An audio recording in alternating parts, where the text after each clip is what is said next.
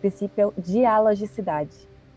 Promover diálogo e troca constante com o movimento animalista, representantes da ética animal, direito animal, veterinária, nutrição, ativistas, movimentos sociais, religiões diversas, ateus, etc., sem quaisquer ideias de superioridade do espiritismo.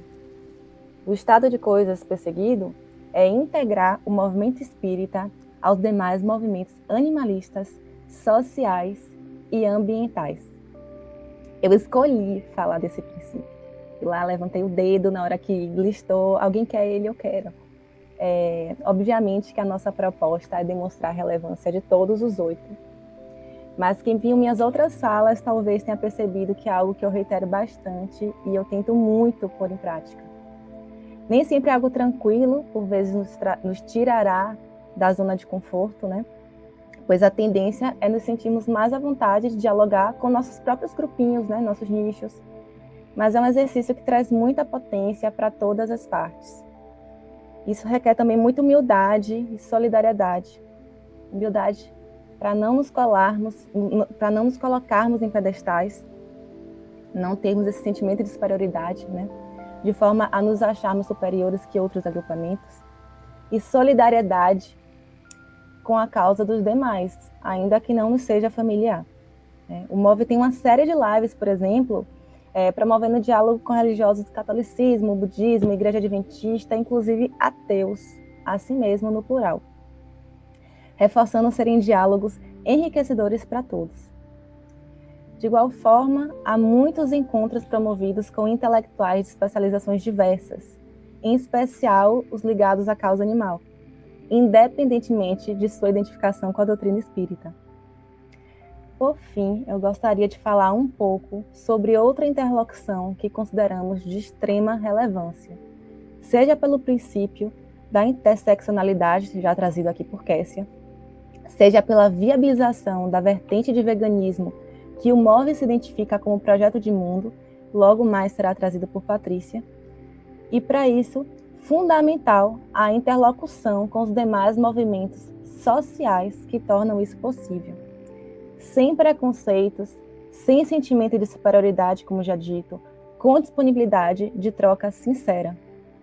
E eu falo isso porque se alguns movimentos sociais têm maior possibilidade nessa troca, como o movimento lixo zero ou de sustentabilidade de forma genérica, alguns têm aceitação um pouco mais moderada, como os movimentos feministas, antirracistas, LGBTQIA+, indígenas, que já é, né, um pouco mais difícil, a depender da gestão.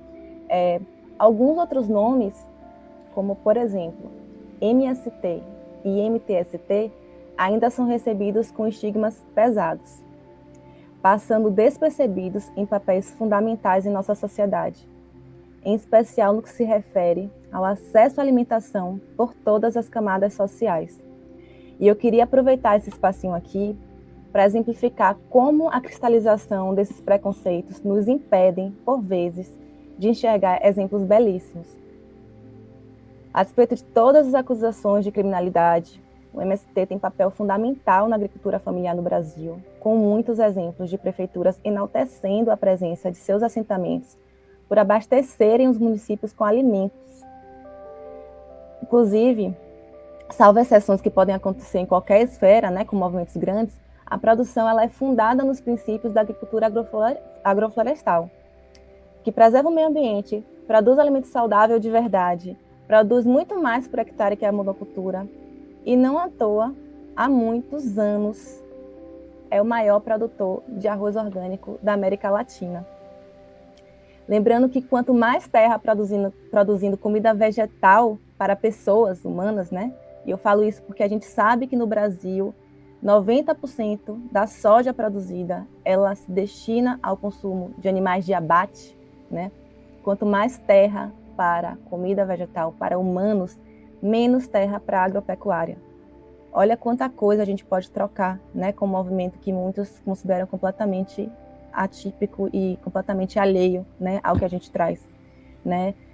A agropecuária ela demanda muito mais espaço, muito mais recursos, e é um dos fatores que, inclusive, mais inviabilizam a reforma agrária no Brasil. A gente tem interseções com todos os movimentos, com todas as pessoas, basta ter disponibilidade de troca.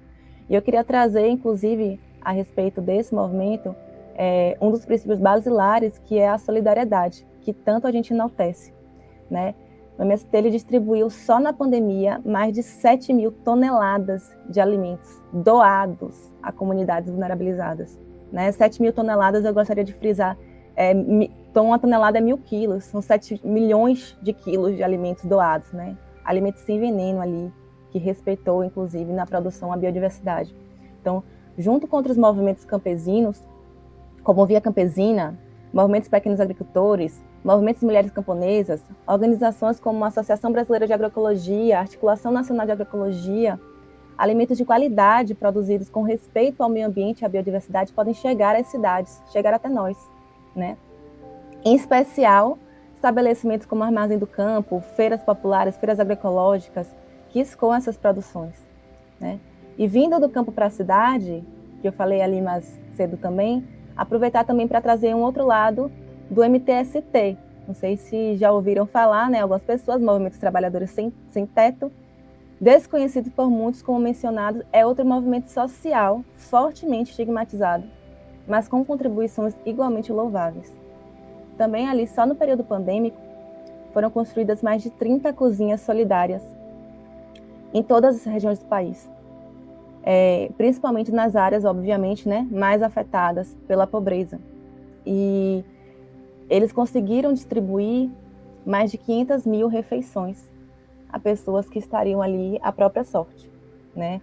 E outra frente de grande relevância também desse movimento, que eu admiro muito, é a implementação de hortas urbanas, de forma a dar acesso a alimentos orgânicos para a comunidade de periferia, que frequentemente sequer tem acesso a alimentos in natura, né?